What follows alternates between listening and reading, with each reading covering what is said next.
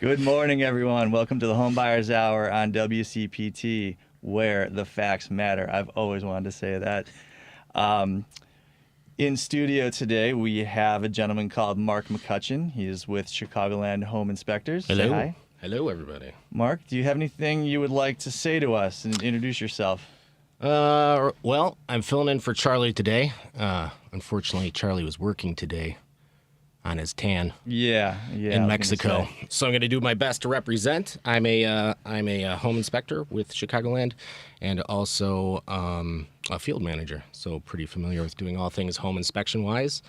And I'm also trying to run the technical stuff over here, which is giving me a little bit of trouble. So I'm going to be in and out for a minute, but I'll let you guys take it for now. You're doing a much better job than I would have. Our also not in studio, but with us nonetheless, Joey Mathews from the Federal Savings Bank. Joey, would you like to introduce yourself and tell us who you are and what you do?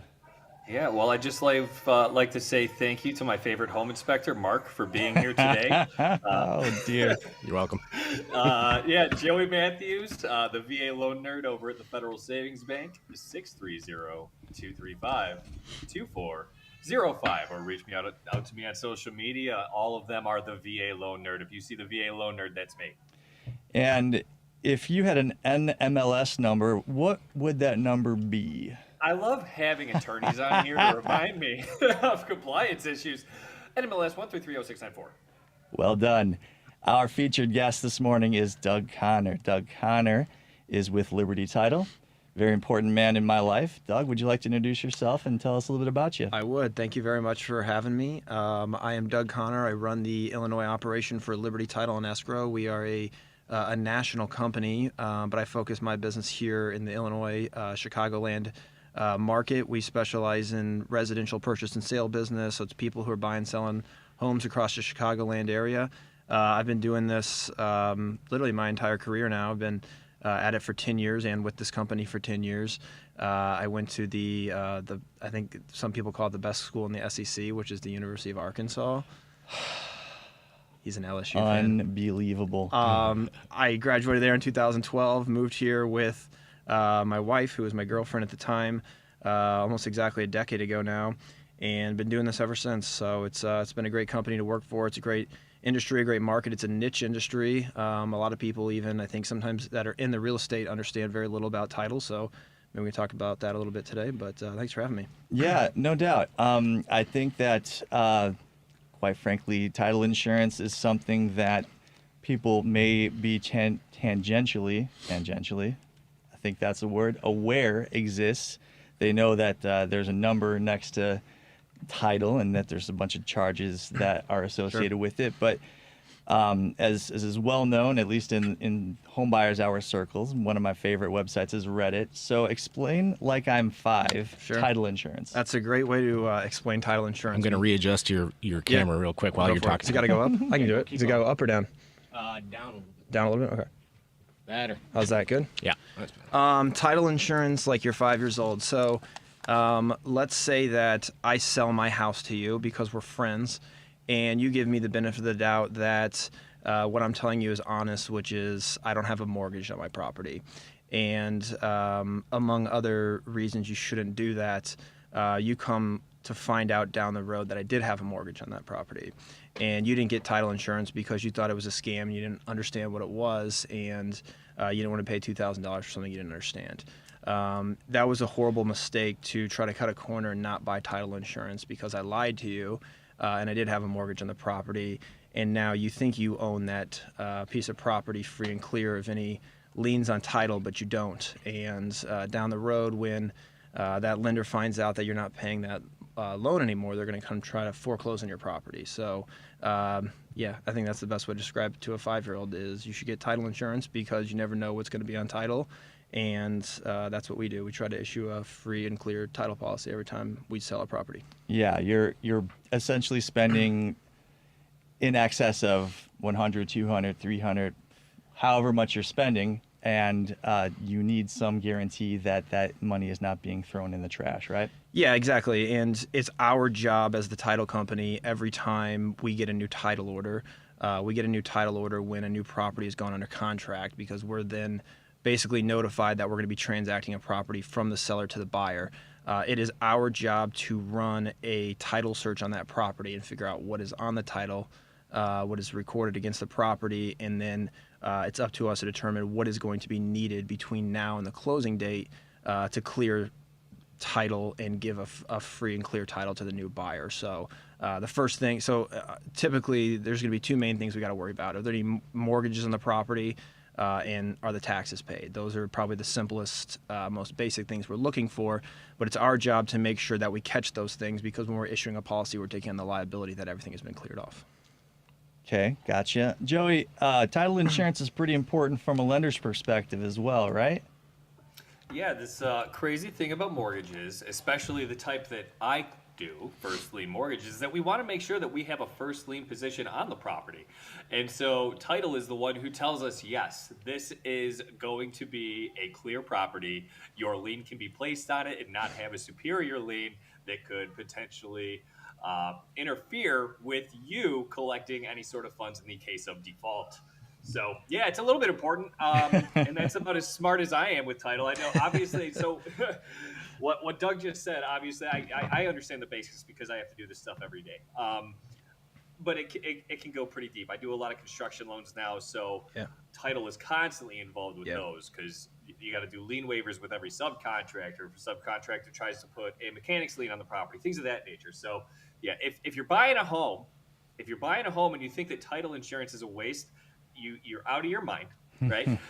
It is insurance to make sure that you don't lose potentially your life savings. Right? Yeah, it's in a worst case scenario. That's a great way to describe it. It's insurance to protect what for most people is their biggest asset, right? And I think education can be so critical in the title space, because it's something that's such an unknown to so many people, especially your first time home buyer, somebody that's just bought or sold a property a couple times in their life, and then when they really understand it, you're like, oh wow, okay, yeah, $2,000 to protect a $400,000 or $500,000 home, whatever they're buying, is actually a great investment.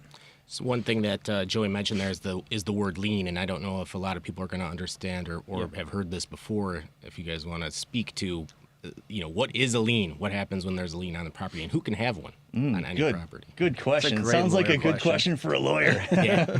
All right. Liens are basically a right that a third party is asserting on the property. Okay. So I'm the owner, and so I own the property. It would probably go without saying. But then there might be other people that have an interest in the property that are not the owner. So a first mortgage, a second mortgage would be considered a lien. It's a right that is asserted on the property by the company, the entity that lent you the money. So what they do is they take a piece of paper, in this instance it's called a mortgage, and they take it to the county and they record it, which essentially is it is a not a blockchain, but it is a ledger that is it's linear in time, and it shows you what documents are affecting this property. So when you do a title search, you look at this ledger and you say, okay, this is the owner, and then anything that has been recorded, given to the county to put in this ledger, it would potentially be considered a lien on the property. So Mark, you used the example of a mechanic's lien. Mechanic's lien is something that arises out of the Mechanics Lien Act here in Illinois, and it enables a, let's just say, contractor, but essentially anyone who improves land most likely has a right to assert a lien, a claim against that land for the improvements that they made for which they were not paid. So if I hire a plumber to redo my bathroom plumbing, and I decide, you know what, I'm just not paying you, not happy with it, they would take not a mortgage, but a mechanic's lien, different document, but they do exactly the same thing. They take it down to the county. The county takes it, puts it in this ledger, and now that is something that, as a homeowner, if I'm going to transfer it or sell it to somebody else, that would have to be dealt with, or else I cannot pass clear title. Right. And also talk about, Joey was just saying that a lender is always going to be in first lien position. Sure. So liens work, for the most part, first in time, first in right. So whoever has brought their document, their lien, to the county first, they will get to collect first off of proceeds from the sale of that property. There are some exceptions. A mechanics lien would be an exception. A tax lien would be an exception. Those can it's Supersede, called, right? They would prime the other liens is the word that we would use. But those are the exception to the rule. In general, it would be first in time, first in right. Yep. Now, one thing that I skipped over that I shouldn't have is Joey's Joey's part, which is to tell us about what is going on with the market and give us some indication of how many scared, liens are coming down. how scared should we be, Joey? And we may have lost Joey. All right. Well, possible. we'll get him back. That happens. Okay. So, My bad. oh, Joey, you there? I had myself double muted, so I have a mute button on my microphone, but I also have mute and clean feed, right? So I accidentally muted both. Okay. We are all doing right, so good right now with technical This is- stuff. that was a really smooth segue. So props right there. In terms of the market itself, right? Still nothing crazy going on. Next week is CPI, Consumer Price Index numbers release. So we're going to see how inflation's tracking. I don't even want to make a guess right now as to what it'll do. In my heart, I think we come in short again, which is good for us. However, there's so much information that the Fed has to digest to decide what they're going to do in terms of raising rates, lowering rates, not doing anything with rates, right? I'm still a firm believer they've already overcorrected. However, job openings just came in hot, so that's bad for the idea of a recession, right? Which is what the big fear is, recession. So the job numbers was good today, is what you're getting at? Jobs was good. Yeah. Good. Yeah, job openings was good today. However, inflation is still hot. The Fed still has to weigh all data. So even if inflation comes in cool again, like it did the last two reporting periods, then the Fed has to digest that. Are they going to do another 50 bips rate hike? Are they going to do 25? Are they going to go back to 75? Like all these things are on the table right now. Yeah. In terms of my kids screaming in the background, Yeah. They don't like rates going up No, either. no. Yeah. They hate it. They heard it and they scream. That's what everyone said. Whenever I hear Jerome Powell's voice, that's my reaction. Anywho, so what's happening in the rate market? In the rate market, in terms of mortgage rates, actually, the beginning of the year, we've seen the 10-year Treasury yields drop a little bit, which means that people are buying them, which is a good thing because it's a safe haven for your money, right? Because it's guaranteed return on investment, pretty much. They have tracked they went up to almost a 3.9 last week, which didn't really make sense to me because they had dropped to a 3.5 after the initial CPI release that was low, and everyone freaked out, and it was awesome. So rates came down with that. However, over the last month and a half or so, it's been climbing back up a little bit. And as of this morning, the yield dropped under 3.7% for the first time in a few weeks. So in terms of mortgage rates, they did drop about a month and a half ago, and they've been climbing a little bit steadily since. And then over the last 2 days, we've seen a little bit of pricing improvement. So at the end of the day, that's a lot of information to digest. It's always a good time to buy a home. There we go. Yeah, I wonder, Joey, help educate me here. That sounds awfully volatile for returns on buying treasuries. Am I misunderstanding that?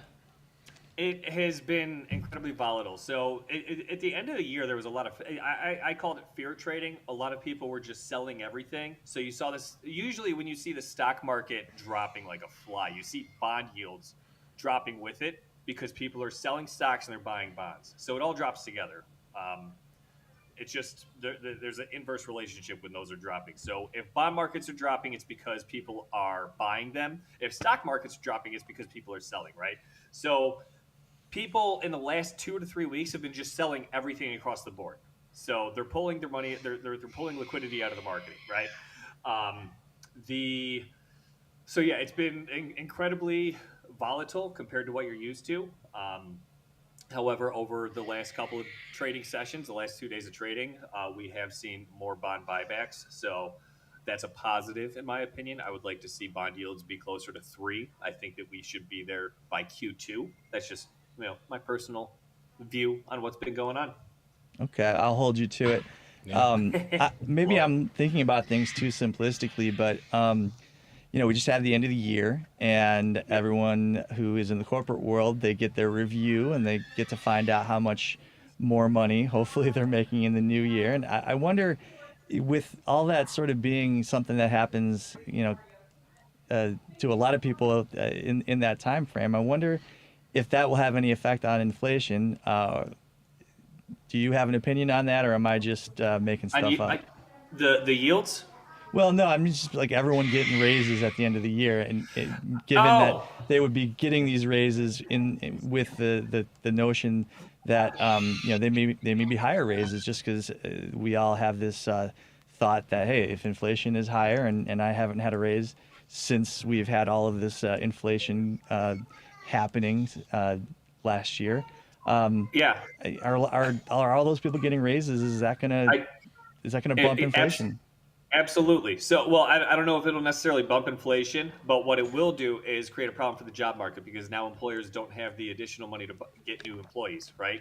And that's where, the economy doesn't really make sense right now. Is inflation continues to? I'm sorry, the Fed fund rate continues to rise. However, we still see new jobs. We see job openings. We see, um, employers still searching for employees, which typically does not happen as the Fed funds rate rises because companies borrow money at X percentage, and usually when they're borrowing that money, it makes it tougher to hire on new employees, right?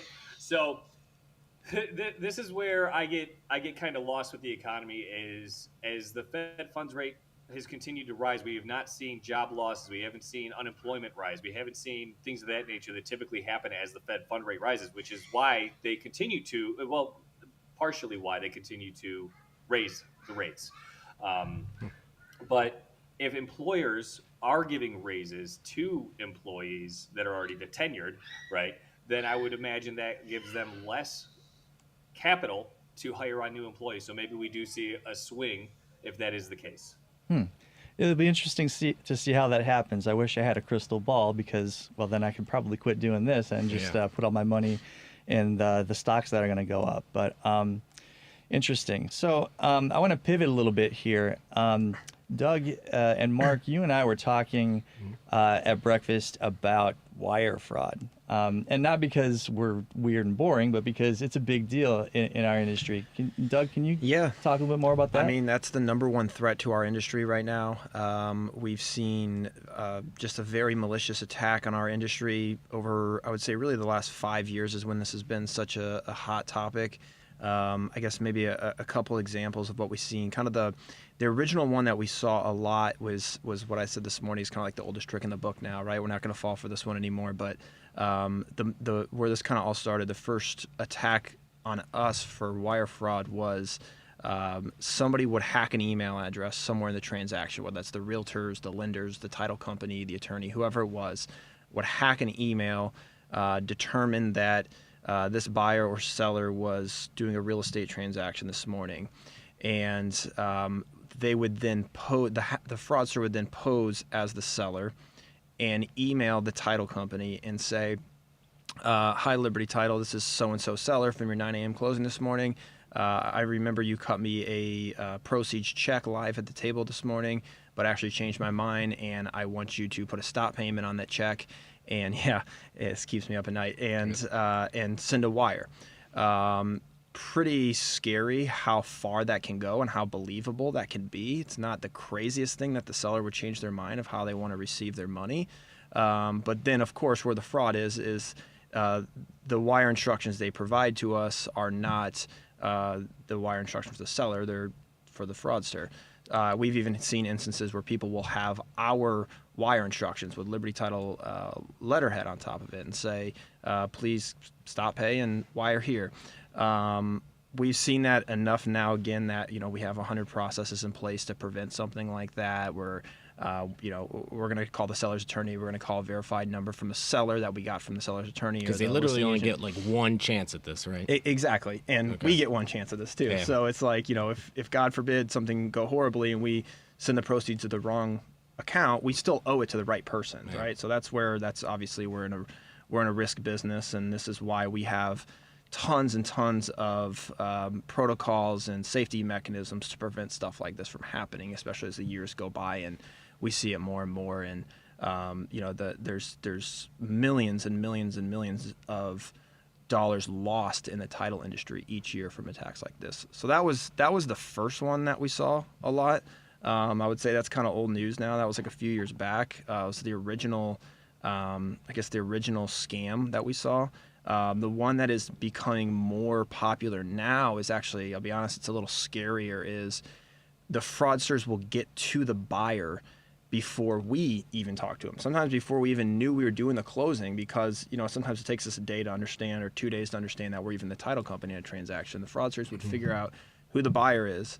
They would reach out to them and say, hi, we're so-and-so title company. We're handling your closing. Here's the wire instructions. Please keep them securely. And, what they're doing is getting more sophisticated. So it's like more believable. And they'll say, we're not going to change our wire instructions. Don't listen to anybody else if they tell you that there's other wire instructions. Yeah. Here's the ones you should keep. Print them off. Don't show them to anybody, right? So that one's a little scarier because we feel like we have a lot less control over that because we're the experts on this, right? We're the ones that go through the training and have seen tons of examples on it where we can catch it. Well, your average consumer, your average buyer, isn't that sophisticated to understand something like that. So a lot of times, they're falling for it, and we have less control. And sometimes we're not even involved in the whole thing. We never saw a fraudulent email goes. We're not copied on anything. It's just going straight to the buyer, and it's kind of scary from there. So education-wise, we should really be reinforcing the idea that you need to check, double check, triple check. So the best thing you can do is, if you're a first-time home buyer or somebody that's about to buy a piece of property or ever, there's one thing I can tell you, it's that you should independently verify those wire instructions. And by independently verifying them, I mean go onto the title company's website and find a legitimate phone number for that title company and call them and say, hey, I'm trying to verify your wire instructions. Can I please read them to you? Don't call the phone number that you get in the email, because the phone number that's going out from the email is going to go to the fraudster. And they'll even have setups where they can answer the phone and verify fraudulent wire instructions with you. I hate to laugh, but that's so verify. Go to the title company if you have to, right? You said, you only get one shot at this. So go to the title company if you have to. Go on Google and make sure the phone number on Google is the same as their website. So it's like, take every precaution possible to prevent something catastrophic from happening. Yeah, 100%. Ever since this came on my radar, it's been my intention that whenever I am having a client that's involved in a wire transfer, absolutely, my best weapon is to make that person nervous about what they're doing, because then they're going to be they're not going to be casual about it. They're going to go through those steps. Look, if you don't take these steps, you are possibly going to send a lot of money to the wrong place, and you stand a decent to strong chance of never seeing that money again. I never want that to happen in one of my files. I can tell you a personal experience I had with this. This was a few years ago. I had a client. I sent the information. I never send wire instructions. You want to connect the wire sender with the wire receiver directly. Correct. Each step that you put in the way is a chance no for middleman fraud. for it. So I have all these caveats and warnings and whatnot in my emails when I say, please contact this title company for further. I don't like to even use the term wire instructions. I try to use different terminology, understandable but different. If anyone from the outside is scanning my emails looking for the term wire instructions, I don't want their software to flag it. Okay, right. I don't know who's looking at my email, and then that's the thing. So this example is connected my client with a title company. I show up at the closing the next day, and they related to me that, and I had instructed them to bring a certified check. Anything under $50,000, it can be a certified check. Certified checks, it's not that those can't be fraudulent, but I know my client's not bringing a fraudulent certified check, so I'm less worried about outside interference when they bring that certified check. So I said, bring the certified check. As it turns out, they received an email subsequent, and this is how it happens if there's a lawyer involved. It says, "I'm sorry, I made a mistake. Don't bring a check. Wire that amount of money to, and with these instructions." And I didn't find out till I arrived at the title company, and I'm sure my face went white when this happens. I'm just like, my goodness gracious. Fortunately, both the client as well as the agent were savvy enough to be like, I don't know what that is, but I'm going with what what my lawyer sent me. But yeah, just like you're kept up at night, I'm kept up at night that I might, and it won't even be my fault. It's what they're looking for is they're looking for the soft spot in the transaction. So going directly to the buyer as opposed to the title company. Other examples of wire fraud scams that make me a bit paranoid. Payoff wire fraud. Seen So those too. I represent a seller in this example. Unfortunately, this has never happened to me, but I'm always on the lookout for it ever since I first heard of it. As a seller's lawyer, I will typically be ordering a payoff statement for their mortgage. So if it's Chase that is servicing the mortgage, I'll call them up. You go through the phone tree or order the payoff statement. It gets faxed to you. And that's really the only reason I have a fax number anymore is to receive payoff statements. In this example of fraud, it's where instead of sending the buyer the so-called correct instructions, they would send to the lawyer, "I'm sorry, we sent you the wrong instructions before." Yeah. And if you're not savvy to it, you would just be like, "Oh, okay," take it at face value, and all of a sudden, You didn't realize the wire instructions changed. yeah. I mean, I'm sure you've if you've not seen it personally, I would imagine that during your trainings and whatnot, they will just tell you story after story. We've seen that exact example of a attorney receiving a new revised payoff that's $8 difference or something like that. It's $8 difference and has different wire instructions. And we've seen that happen where the attorney didn't catch it and they sent it to us and there were fraudulent wire instructions on there. So we actually put a place in because this is something that wire fraud is always evolving. We're always creating new policies to combat the newest threat to it. With that one specifically, what we did when that one started to become a thing in the industry was we created a database of all payoff lenders and all their wire instructions. So anytime you get a Chase payoff or B of A payoff or whatever it is, we have a database and we cross-reference every single payoff. Now, there's a lot of manpower and hours that go into every single payoff coming in, and worth it over and over. So, yeah, the policies are always evolving. When in doubt, you just take the extreme cautious route. A couple years ago, we decided to every time a seller's proceeds wire goes out, we verify that with a verified number for the seller on the phone every single time before we send the wire out. At first, people were annoyed with that, right? Because it'd be like, well, we tried to call you at 4 o'clock and you answer the phone. You didn't get your wire that night. And, at first people were complaining of like, oh, I should have had my wire last night. And we stopped apologizing for that a long time ago because, we just explained to people, hey, we're trying to get your enormous amount of money into your hands and not somebody else's hands. And when you try to explain it to people the right way like that, I think most people understand that all we're doing is having your best interest at heart and making sure nothing crazy happens. Yeah, it's for the consumer's benefit, and really, and that's why I really wanted to bring this topic up is because, if anything, if I can help one person, save one person from being defrauded by talking about this stuff, then it's a huge win. I've done a service. For sure. Let's take a little time to go around the horn, yeah? Mark, thank you for bringing that up. I'm so happy that someone is paying attention. And I do want to instead say of- too that everybody who's watching on these live feeds, that the video thing, I thought I had this sorted out, but it is cutting around and around. So yeah, I know audio the to light goes on and off. Mark, Yeah. tell us about you. Tell us how do we get in touch with you and your company. Sure. My name again is Mark McCutcheon. I'm with Chicagoland Home Inspectors. Our website is www.thehomeinspectors.com, and the phone number for that is 312-544-9180. Also, if anyone is interested in joining the home inspection profession, we also own the Home Inspection University of Illinois, and the website is for education. That's HIUIL.com.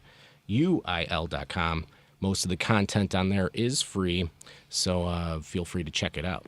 And even if you're not interested in the home inspection profession, if Yeah, you that's cool. own a home, if you're ever thinking about owning a home, tons of great stuff there. I highly recommend going and perusing it. You will be a better informed person, a better informed homeowner after you do that. Joey, tell us about you. Tell us about your company. Tell us how I get in touch with you. Joey Mathews, 630-235-2405. Call or text anytime.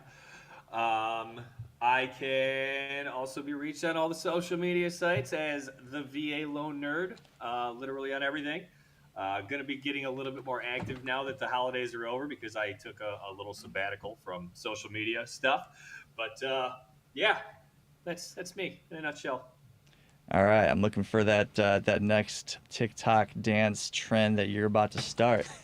Doug, tell us about you, your company, how do we get in touch with you? My cell phone number is 602-751-2318. Yeah, we're Liberty Title and Escrow. Like I said earlier, we're a purchase-based title company here in the Chicagoland market. I've been doing this for about 10 years now. It's been a great company to work for. We're just growing and growing all the time. And we're pumped for what I think is going to be, I don't know, I'm optimistic. I think it's going to be a good spring market and a pretty decent 2023 for real estate. I think so. Got to stay optimistic, right? Yes, exactly. And look, if I'm a lawyer, I am a lawyer, but let's say I'm someone else who's a lawyer, or I'm a real estate professional, a real estate broker, anyone, and I just had questions about title or a particular property, I can just reach out and call you, right? Anytime. I'd even say if people are listening to the wire fraud stories and are sweating over their upcoming closing, even if it's not us that's doing your closing, and you just want some peace of mind, a second opinion, please call me at any time. 602-751-2318. Yeah, 100%.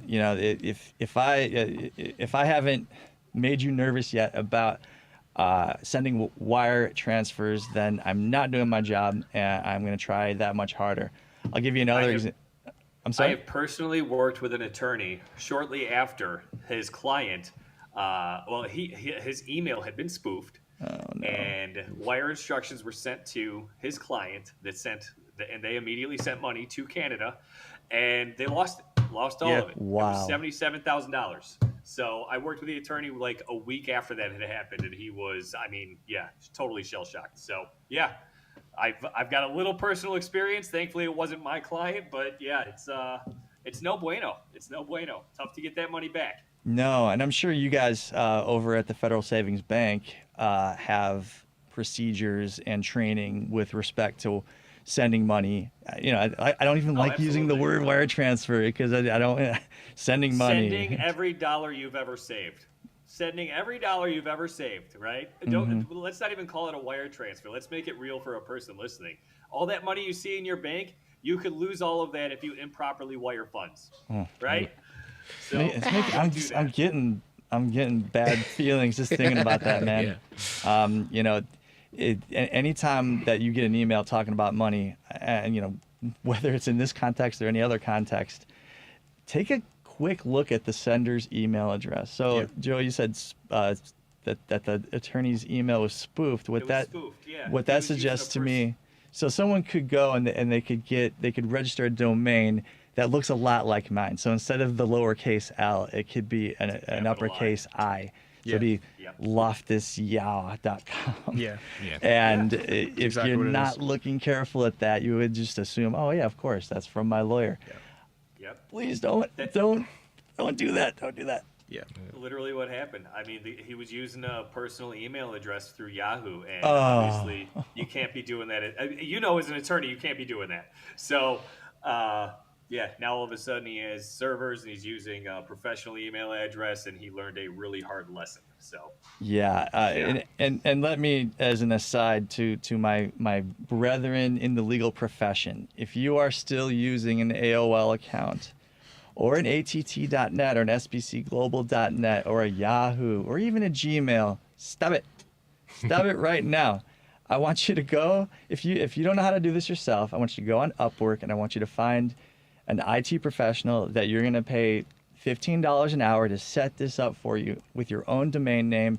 You're going to look so much better. I'm not going to assume that you are a retirement age if you use AOL.com email address.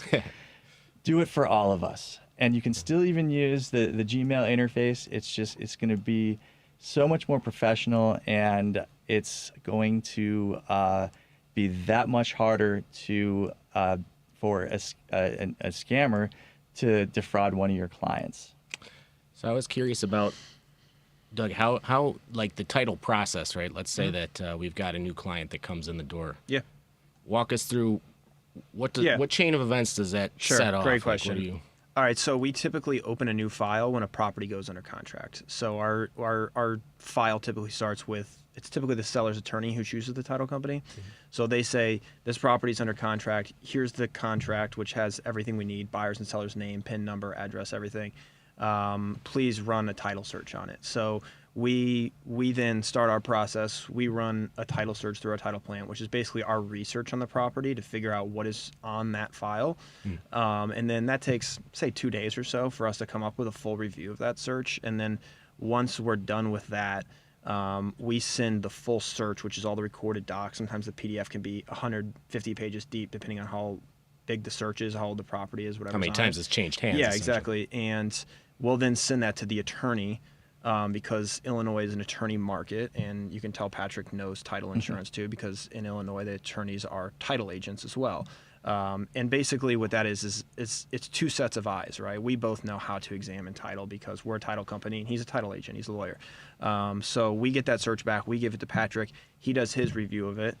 His review will basically come back and say, okay, there's 2 mortgages in this property, or nobody's paid tax on this property in 5 years, or whatever his review of it is. We review that. We agree with him or disagree with him. That's kind of the collaboration between the attorneys and the title companies.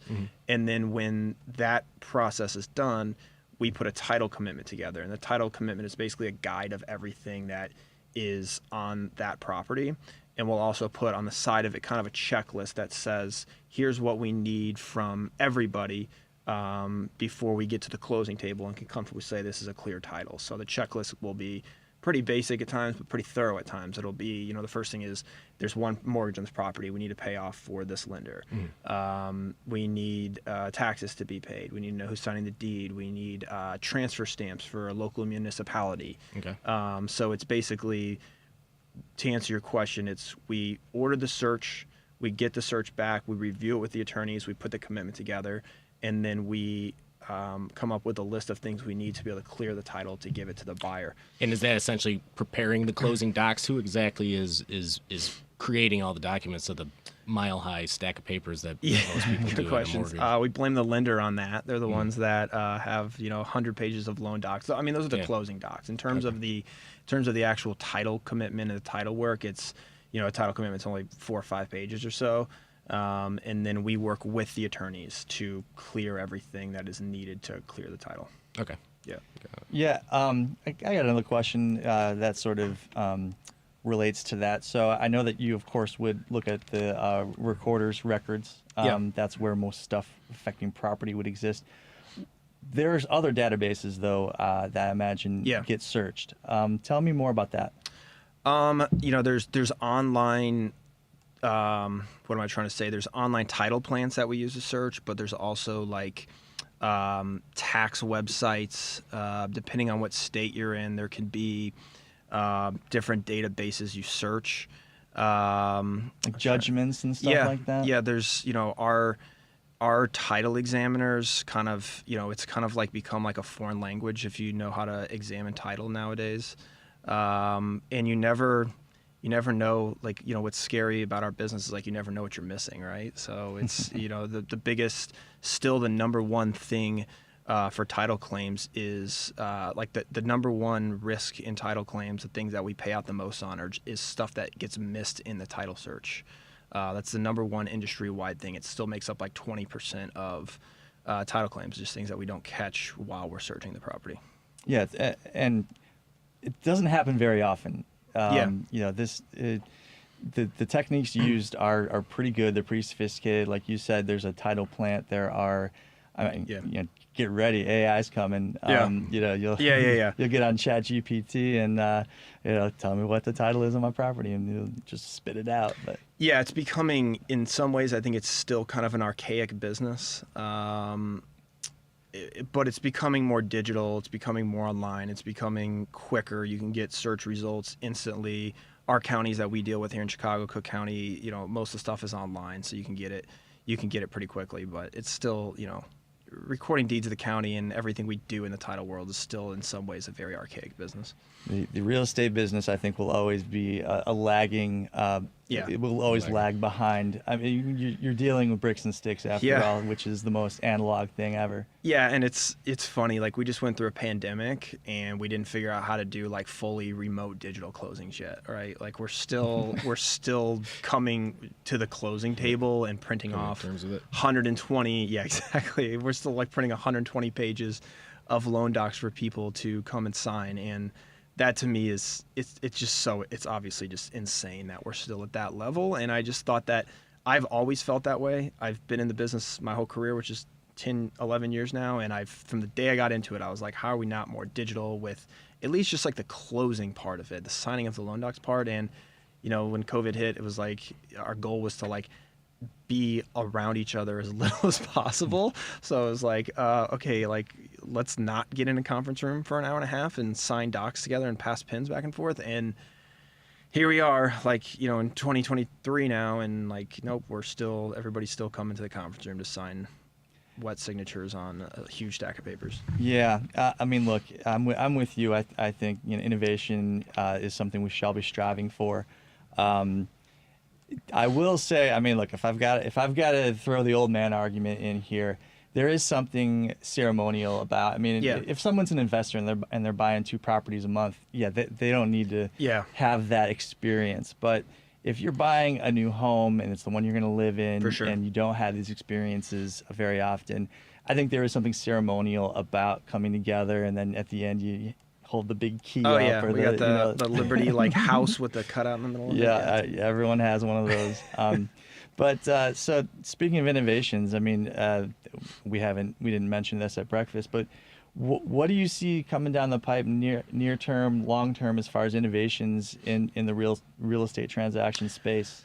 I think like the hate to use a direct lender, but like, guaranteed rate has the flash closing. There's as an example, we're not endorsing that at all. Please, Joey, I don't know if you have something you want to plug in that area too, but there's a handful of lenders that have something similar to that, and I think that is what we were just talking about. I think that is kind of the next step for closings, is having at least a closing where you can sign a decent amount of the loan docs before you get to the closing table. And then hopefully you get to the closing table and you need to sign the mortgage, the note, whatever else. And as opposed to sitting there for an hour and a half, you're there for 15 minutes. And I think we have made maybe not as many strides as I wish we would have, but there are some steps in the right direction for that. I agree. Well, Joey, if you ever want to plug the Federal Savings Bank or Joey Mathews, you can also let them know about the Snap E-Close. There you go. Ooh. We should rehearse Same this. thing. I like this. Tell me about the Snap Let's hear E-Close. about it. This is music to my ears when I hear more and more lenders with this. So, well, I mean, it also depends on the loan officer that you're working with, because I hate to say, I'm not going to be ageist here, but if you're working with someone who is tech savvy, they can certainly make sure that you have a positive e-close experience. Long story short, we saw what Guaranteed Rate was doing, and we put in basically the same systems. So Yeah. there you go. That's our Snap E-Close. Well, I think to your point about having a good loan officer, sometimes our experience with it is, they'll say they're going to do this type of closing, and they got these loan docs via e-sign the day before, and then they get to the closing sometimes, and they were like, "Oh, I didn't know we got those docs," and then you're just like, "Okay, well, we don't have them. You don't have them signed," and it that's kind of the issue with new technology and kind of the learning curve behind it. But it does seem like a lot of times it's a communication thing of like, "Hey, how are we actually signing everything?" We talk a lot about communication here, and Joey, if there's anything I've learned from doing this show with you and Charlie and everyone else that we've been on here with, is that going that extra mile to communicate, what may be, I don't want to say unimportant, but maybe, something you would consider an afterthought, which is to let everyone know that this is a Snap E-Close rather than a fully wet signature closing. Yeah. That stuff goes such a long way. Am I wrong about that?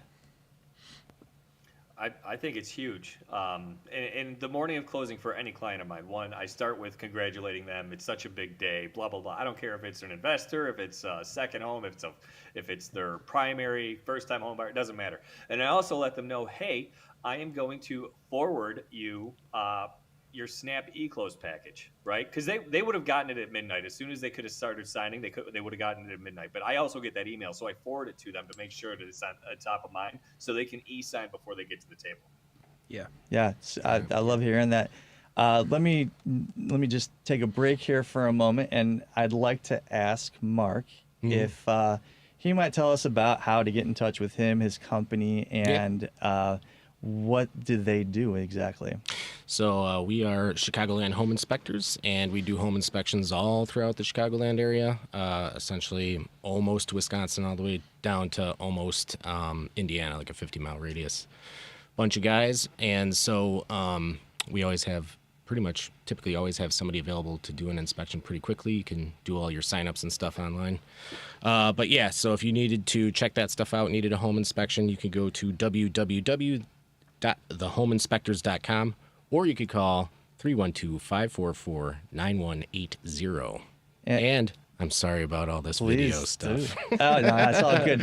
I think it's amazing. Yeah, it's wild that everybody's names keeps ending up in the craziest positions, and then it's like on me all the time. This is gonna be. It worked at my house, I promise. It's all good. So yeah, just to kind of mention to you.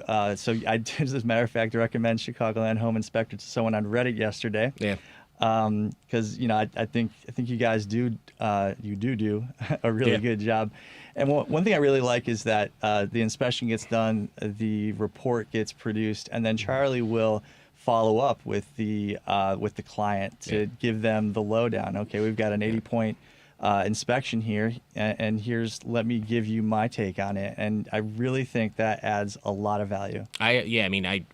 He's like a trendsetter in that regard, and I think that definitely puts us ahead of most companies in the sense that the biggest problem I think happens in home inspections is that people see a big one come back from the report. They kind of talked about it with the home inspector live, and they're like, yeah, it's a problem. You got to get that fixed. And then there's so much stuff that went on during that home inspection that they don't really fully remember everything that was said exactly anymore. So anything that's marked in red or yellow or however the report is coming back to them, and it says, you have mold or you have, a structural problem over in this corner, they automatically think that it's the end of the world because their emotions are running high. They're going to spend a lot of money on this property, and they want to make sure that it's absolutely perfect. In reality, sometimes there's a disconnect in what was happening and even how the color schemes and everything go that, it wasn't that big a deal. I mean, it is a big deal. You need to have it looked into for sure,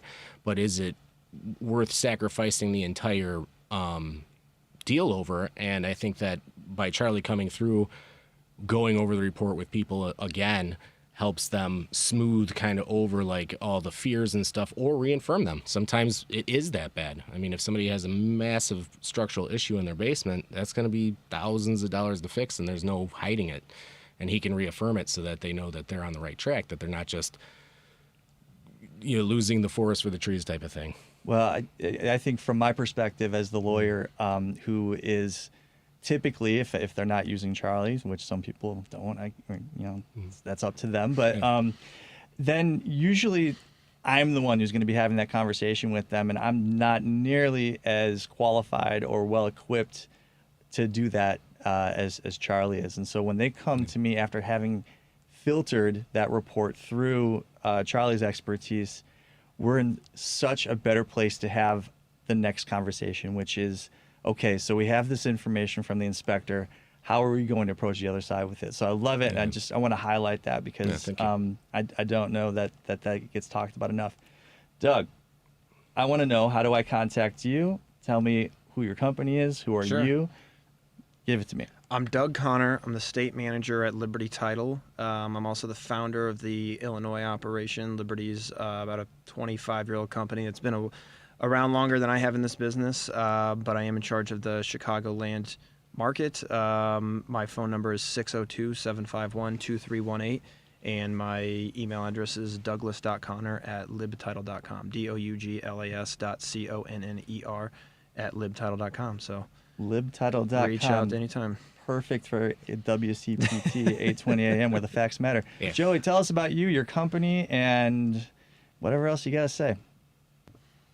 Joey Mathews, the VA loan nerd, 630-235-2405.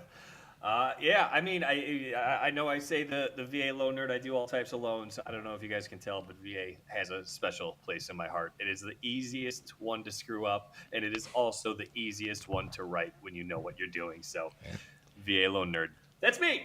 Woohoo. All right. Yeah. And I'm glad you brought that up, Joey, because one of the sort of title failures that lives in the back of my mind is an example out of Oklahoma where they don't use lawyers. And, that my opinion on that would be obvious, of course. But essentially, a veteran bought a home with cash and went to build a fence, went and got a survey after the closing, found out that the legal description for the property they bought was a 10-acre piece of swampland rather than the house.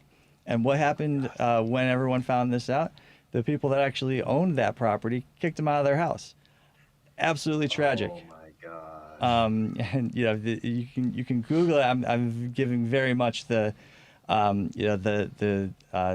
vaguest details because I don't want to take up 5 minutes reading you a story off of Vice.com. But that's the kind of thing that makes me thankful that we have lawyers involved.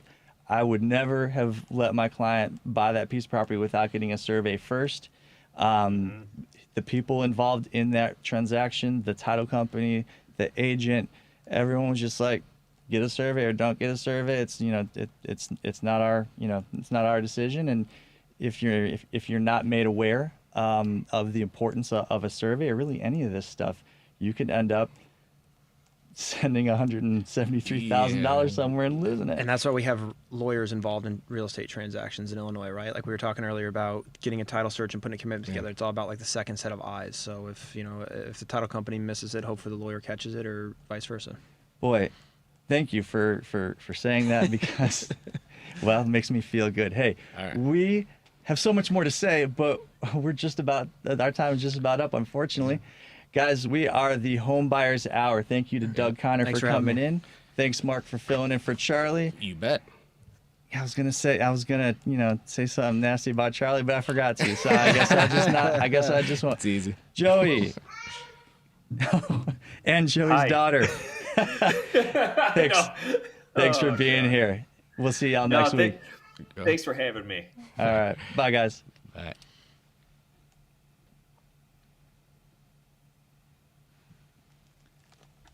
We out? Ooh, we're up. I got to get better with that mute button, man. Jesus. Brutal on the video. What was it doing? Now I'm interested in seeing it. I'm watching it. It's I'm just dying. It's jumping awesome. around like crazy. It was the lights coming on and off and on and that's off what's and happening. I'm not So every time entirely. it happens, it's reordering everybody. And so Can you just it'll like come in and kill out. when you post it or whatever? Can you kill the video altogether and just be? So that went live. But Yeah, like so when on you the Facebook post one? it on, can you like does it get posted on Facebook like after the fact or? So when you live already stream, there. the way I Yeah. understand it, when you live stream on YouTube, that video is just up. Gotcha. So just there's no editing. There is no editing. There's no like single cameras being gone. It is a full whatever's happening is only being captured right then. Like Gotcha. he doesn't have the ability to do each one. So Gotcha. it was pretty rough. I mean, maybe someone can take the raw footage and edit it in a way that's not like There is chaotic. no raw footage, so he doesn't have individual cameras recording. It's all being streamed down to one thing that's then being. What was the broadcast. issue? Well, you can download it off of download it off of yeah. I'll talk to Charlie about it. Well, what we could do, it actually would make most sense, is that you would just take the audio, have our pictures up, and that's it. Yeah. Because at least it's something more usable than like. Yeah. That's exactly. Yeah, I'll take a look at what it is. If it's as chaotic as you're saying, Oh, it's yeah, bad. it's bad. Yeah, Oh it's real shit! bad. All right. It's pretty hilarious. Oh, you've been watching it? Oh, the entire time. Oh, I was just dying. Crying out Yeah. loud. All right. Well, I at least want to. I wish we were I in want to Mexico see the with Charlie. chaos before we take it down. I kept trying to bounce it back into the right orders and stuff. It just kept going round and round and round. All right. So- Well, was it my first hosting experience? It wasn't You did horrible. great. You kept it going. Yeah, no, I thought the dialogue in our conversation Yeah. was all good, but I Just just scintillating. yeah. All right, this He this thought it one will was stick good with the back there. podcast. Thanks, Henry, by the this way. It's all right. Well, it's yeah. I'm picking up what you're laying down, Joey. So all right, all good. All But right, guys. I'm gonna look at it before because I do want to say I love a man. good fuck up. Yeah. So Oh, it's grand. all right, Joey. All right, we'll guys. we'll see you All right, next see you, week. Joey. Bye bye. Peace.